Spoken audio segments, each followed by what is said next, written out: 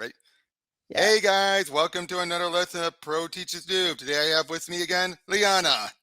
Much less grumpy because we're doing a Stargirl comic. Well, Yay! Stargirl, and we're also going to do a new golden age. Yeah. We're going to have them both into one video because they're Yeah. both one shots. Why not? Which I said last time I have much higher hopes for than Geoff John's doing Batman. Yep. Yay! And like I say, there's one character I've actually been loving from New 52 that I'm so glad she's actually taking a life of her own, and that's Red Arrow. Yeah.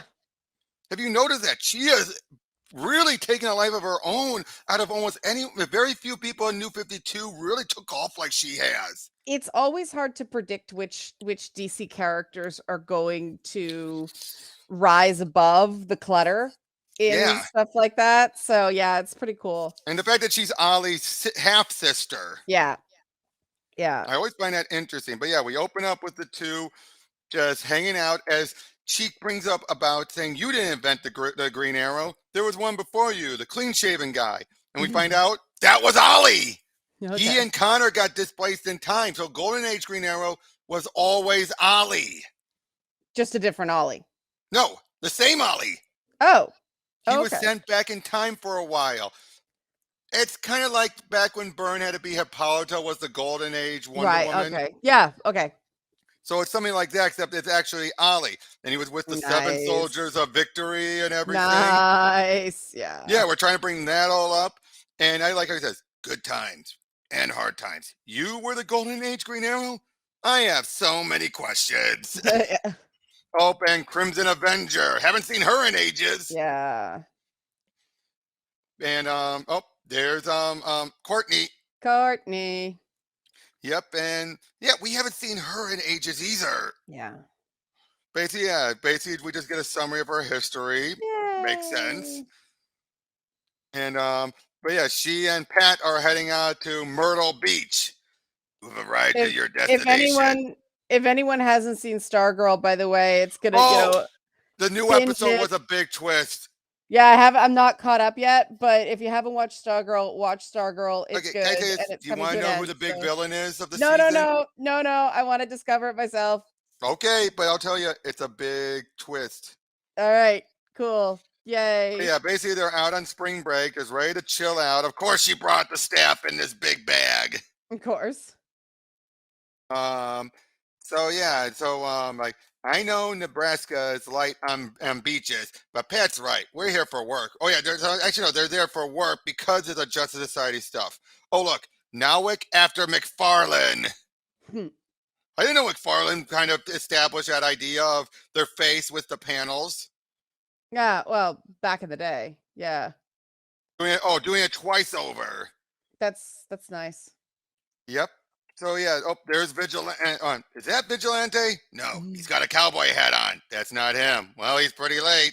I know. I'm getting vibes from the Stargirl show in this already. Yeah. Well, I mean, the Stargirl show definitely the vibes of that comic run too. So see, this is why I read comics. It's light, it's fun, it's silly, it's bright. Yay. He explains about the Shining Knight. Boy, Shining Knight. Talk about a character they can't seem to decide which version to go with. No kidding. They either go with this one. They either go with Sir Justin or they go with the Morrison's unisex one. Yeah, no kidding. They can't figure it out. I mean, it makes sense they're going with Sir Justin, of course. Well, yeah, because it's Stargirl and they put Sir Justin in the Stargirl show. Yeah. Exactly. Yeah. So yeah, they're just talking a bit about everything in the past. Or one of their big adventures. We see Vigilante, and they bring up how Wing, who was the sidekick for the Crimson Avenger, had died. God. The original Crimson Avenger. Yeah, those suits. They're so delightfully retro. Well, that's the whole point. Yeah, basically we're getting summary. One thing I've realized with Geoff Johns is, unlike other character creators who will kill off a character and then replace them with a new one just haphazardly and have the deaths just be like, oh, let's just off them. Yeah, Geoff makes sure their deaths are meaningful, like they used to be. Yeah. When he goes Silver Age, he's at his best. Well, I'm not saying that. I'm saying when he does kill off a character, he still makes sure, like, if at the very least it launches the story at least. Yeah. It might not be important past the story, but at least it was important for the story. Right. Yeah. It's not like Riri taking over and Tony was dead and then it went nowhere. Yeah. And she shows up with the rest of the 7 soldiers of victory. Of course, as you know, whenever the 7 soldiers arrive, someone's going to die. Yep. I do like that. Morrison basically, he didn't even make that up. He was just bringing out a fact. Yeah. That's the funny thing about it. You think, oh, Morrison introduced it. No, he called it out. Yeah, he called it out. Yeah. Because that's what always happened. The 7 soldiers always seem to lose a member eventually. Yeah. Wait, are we supposed to say they? Because of Grant Morrison. Whichever. Yeah. I'm lost on that one. I'm not saying it. I do like we're having Courtney and Red Arrow get to know each other because, well, they're the same age. Yeah. And Courtney makes friends with everybody. Yep. But unfortunately, they're told to stay here. Of course they are. And are they going to listen? No. But it turns out, they're supposed to go. I see that the last time children were a part of the 7 soldiers, one of them died. Wings saved the original Crimson Avengers Saul from the cursed guns I am now forced to wield because of my sins. So in other words, she's hoping to bring a Crimson Avenger so she does, to save him, because apparently the little time adventure they had, it's intersecting here. Yeah. That's the whole point of this adventure. Well, they brought, Star Spangled Kid was murdered. Nice, yeah. Yep, and they say like all the kids ever associated with the 7 soldiers are either royally screwed up or dead. Yep. Of course, because Roy was the royally screwed up one. Yep. And clocking.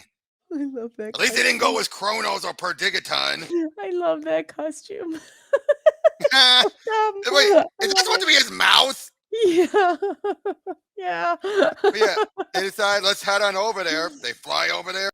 Nice. And whoa! Nice. I guess now it's artwork. That's well done. What great movement. Yeah. Yep. Oh, we have this moment where we use a device. We get Golden Age and Dark Knight Returns. Nice. Basically, nice he's coloring. just causing him to intercept with other versions of himself. A bunch of action. We see Crimson Avenger on board as if later made clear, he's not the one they're supposed to save. But the whole point of this is to try and just make sure they shut down the machine and make sure what he was sent out to do was supposed to do it. Mm-hmm. And like you saw it too, didn't you? It's not me you need to save. It's Wing. Uh-oh. So that's the big mystery. So Crimson Avenger still goes off to die. And everyone's celebrating. They think, oh, that was a nice big action. And they realize, there are others they need to go find. So that's what they're going to do. Her and Emiko both. Nice. Yep. Oh, look at these letters. Excuses by Brett Bassinger. Yay! She wrote these. That's awesome. Oh, we have a tease with Perdigaton showing up with Clock King. He was the one behind it all. Oh, nice. Brian Hedge. Now, and Brian Hedge is not going to be involved with the artwork because that the original idea fell through. That's beautiful, though. Oh, look. Beth. Yay! Beth. And Yolanda. Yeah, Yolanda. And Tom Taylor actually had Beth show up. Yeah, and so he confirmed it all. Power Girl in, and the anatomy on Power Girl is totally borked, but that's okay. Where's Stripesy? There he is. Oh, that's so good. There he is. Oh, see, this is adorable. This is happy. I like the Thunderbolt. Yep. That's awesome. Look, Plastic Man. Yay! This is really cute. So, just a quick thing before we move on. What did you think of this one? See, this is awesome. It was essentially a very similar story to last time, only less overwrought and bright and fun. Oh, Geoff was more in control. He was more in control in this one. Yeah, but it embraced the light of comics. And I mean, let's face it, writing a happy story that engages people and gets people excited is harder to do than writing grimdark. And that's why I always prefer it. And that's where Geoff Johns is at his best, when it's a story about friendship. And, what I like when he does Stargirl and Stargirl stories and those, sort of legacy characters, he never makes the story too big for a teenager. Right. And It's but yeah. but when he does stuff like Infinite Crisis, for example, he's trying to do both. Yeah, and I just always prefer his stuff that's lighter and more Silver Agey. Yep. Well, let's move on to the new Yeah, Golden Age speaking of next. Silver Agey, yeah. Wait, we open up 10 years from now. Young Helena Wayne is playing, doing Snow Angels. And your angel kind of looks like a bat. Looks like a cat to me. Have you ever Okay. seen the boogeyman? I call him the stranger. You're growing up so fast, Helena. And then, but like he stares at me and smiles, and then he's gone. I'm left shaking, feeling as cold as a grave, and wondering, what does he want with me? She soon decides she's going to fight back. Meanwhile, in 1940, Nice. they're all taking a photo. No pictures yet, Johnny. I'm still working on my costume. The hood's not right. I think it's important we capture the moment, Rex. The entire team is here. Soon they start to ask to do some parlor tricks by asking Dr. Fate, tell us our possible future. Oh boy. So Adam is of course saying like, how many kids? At least one. Hot dog! I knew it! Jeez. Now do Alan. I'm not comfortable knowing the future of my personal life, even if it's only a possibility. Heck, I'm game. Joan and I are already talking about starting a family. Yeah, and yeah, do the Flash and do the Flash. How many kids? I see children lost. Dad? Mm-mm. And look, and we'll eventually see more of them. Ah, Kent! The helmet, get it off me. Ah, it's hot like a stovetop. And we see in the year 3022, so Dun, during the Legion, dun. we then see that was known as the old brownstone. Mm-hmm. As we see a new Green Lantern, Dr. Fate, and it says here an atomic powerhouse. I think that's what to be the new Atom. Yeah. I don't know, Adam. There's something not quite right. This helmet allows me to see the future, but suddenly I see none. There is no tomorrow. That's right. Your granddaughter said the same thing 57 years from now, or she would have before me. They don't explain who this is, but I think this is a younger Perdigaton. Yeah, possibly. I mean, I think he's this is what the to be like, stranger. what Iron Lad was to Kang. Yeah, he's a freaking evil ginger. That's all I noticed. Maligned again. But yeah, we get another female Fate, and she's dead already. Yeah, they're certainly kind of trying on female Fate designs, but Yep. they kind of woofed at it in the Black Adam movie too. Right. But yeah, so they're basically they're talking about what they saw out there, and they basically obviously bring up how Fate and how Kent doesn't usually like to wear the helmet and everything, but they're trying to assure him whatever you saw, you won't face alone. Then we see it now in 1976, where he had a similar vision. And basically saying, I remember dying 2 centuries from now, meaning Fate was dying, not him. Yeah, I mean, being Dr. Fate would really suck. But I just read though, it's not much different from Manhattan seeing possible futures. Except those are possible futures. These are things that might actually happen. And I Well, mean, Dr. Manhattan has so much more power to shape things that true. being Dr. Fate would be a really tough gig. Right. Of course, Power Girl, this is a younger With Power Girl being with all no boob window. Yeah. yep. No boob Bummer. window, and she's a hothead. Well, gee, what a shocker. Now, this is continuing on with the idea that Wonder Woman actually was in the Golden Age Right. before Superman, which And is something that, I'm okay with that. yeah, so that is one little bit from the original 5G plan that Geoff John is Mhm. keeping. Yeah, I don't mind that. Detective Chimp, yay. Yep, we're seeing that in the now as we're seeing this young guy walking through as he's the current Fate. Oh, But then okay. he's giving a weird vision, a vision of everything. As we see Lantern and Adam going after the guy, and they get killed.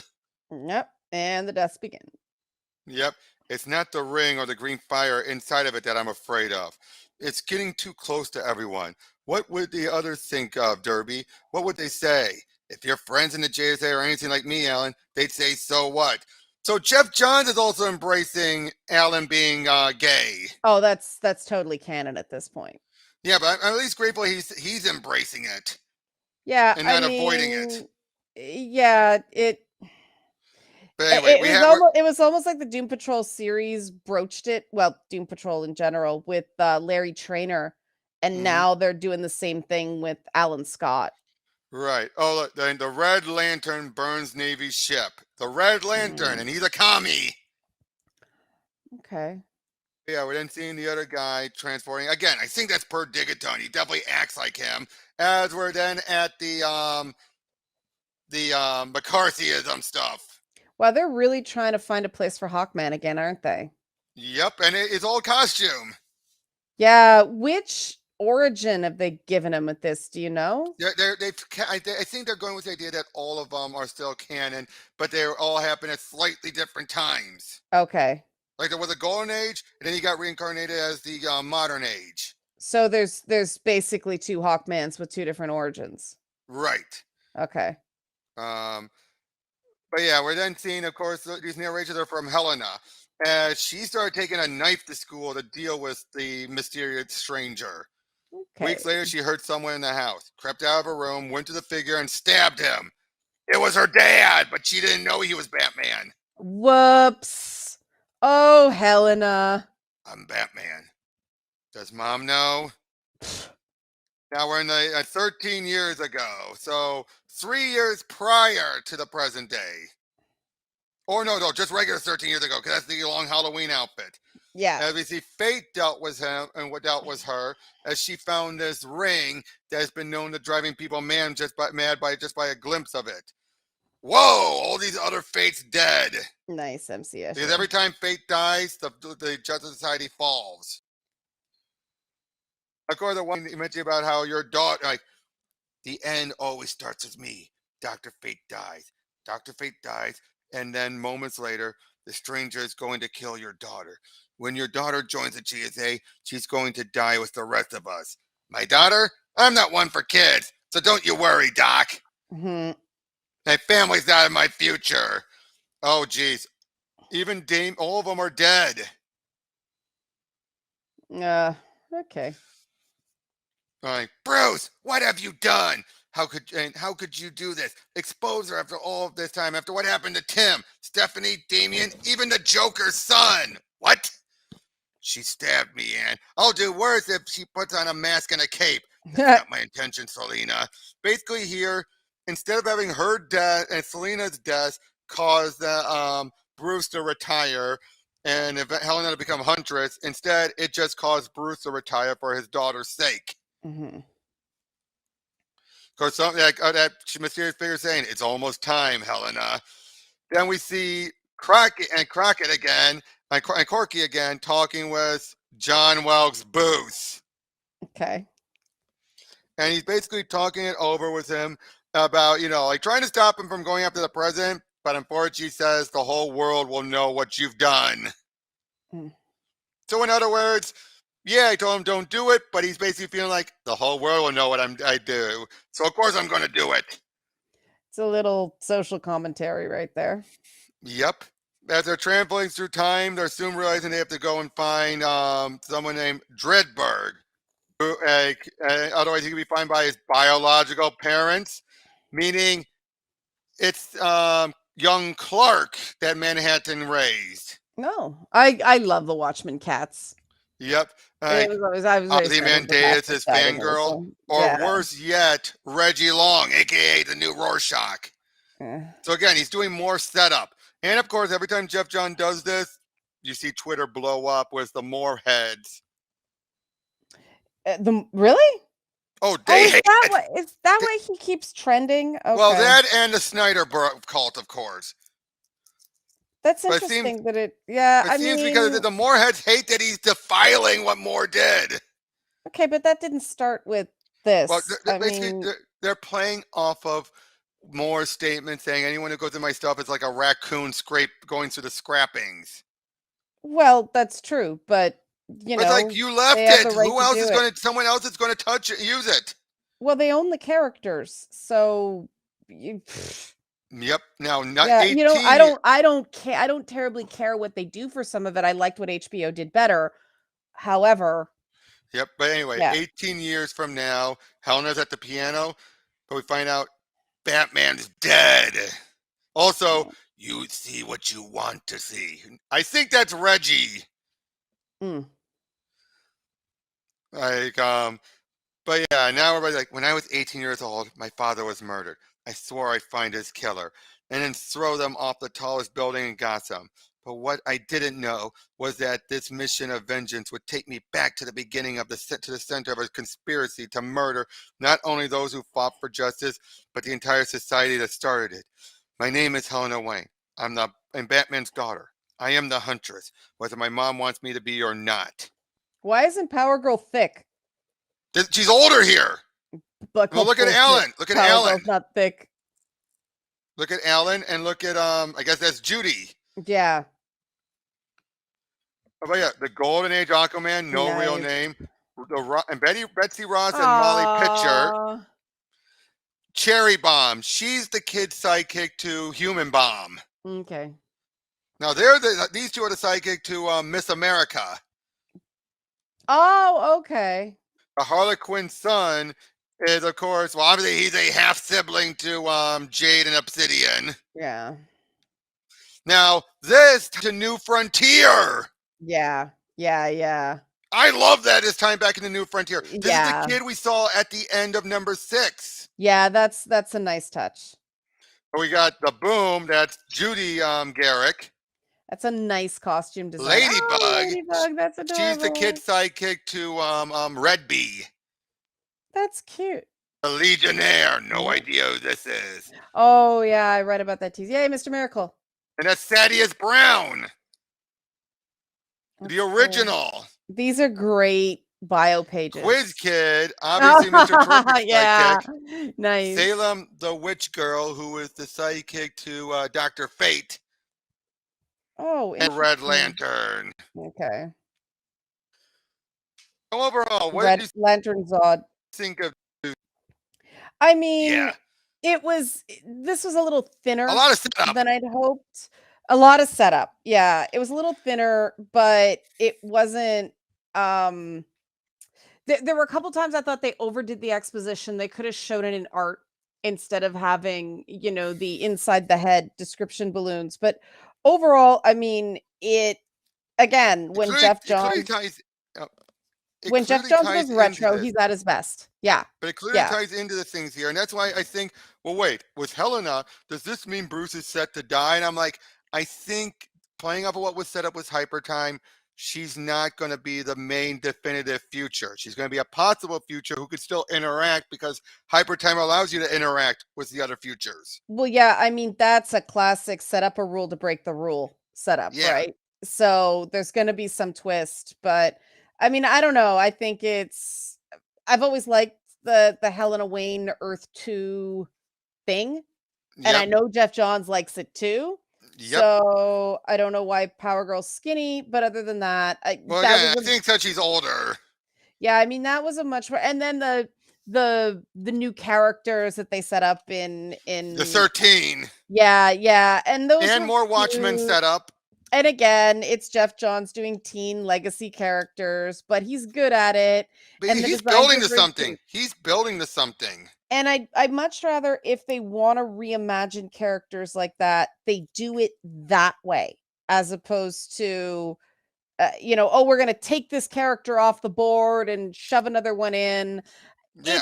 It's a better way to do it. It acknowledges that these characters are older, and what I like with him using the teen sidekick for that stuff is it creates an age appropriate thing for a teen sidekick character while still sort of embracing that silver age aesthetic that I think a lot of us who just despite ourselves roll our eyes at the grimdark and the people we used to be when we like that stuff because we're getting older and life is hard and we want that hope Exactly. And yeah, and I do, like I said, I do much prefer Geoff Johns when he's doing this than when he's doing the nihilistic Batman stuff. He just doesn't have the sensibility for Batman the That's why same I way. said. That's why I said the whole idea of Yeah. Flashpoint Beyond was more of a Sheridan and Jeremy Adams story that Geoff Johns latched onto to get things set up for this. Yeah, but whenever he does that, it's bad. I mean, Wonder But no, Woman that's what I'm saying. No, 1984. Yeah, I don't think much of what happened in Flashpoint Beyond was Jeff. I think most of what Jeff did was the Bruce stuff. yeah, but I just don't like the way he like. It's not the plots. I don't like the way he writes them. True, but Yeah. but I thought he wrote Bruce specifically well, Well, and that he had such faith in his father that things would turn out well.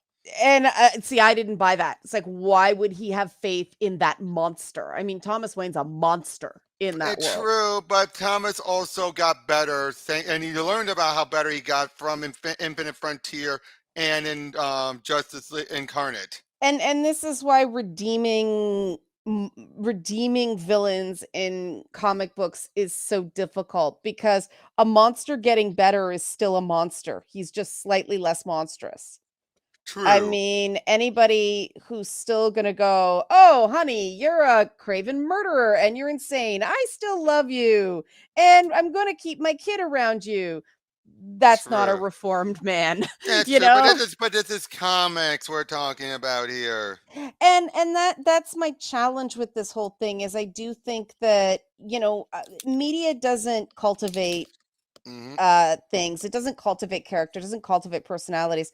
What it does is it does normalize things for people, and too much of comics fandom clearly thinks that bad people are centered and normal, and it Yeah, informs the way they respond to things and informs the way they respond to media, and it's created this real paranoia in that's the true. fan base, and that when I see this grimdark stuff and the Batman's the best because it could really happen. Ugh. No, no, no. By the way, And I got a book to recommend for you. Check this out when you get a chance. the anniversary one, It's so good. you liked it, eh?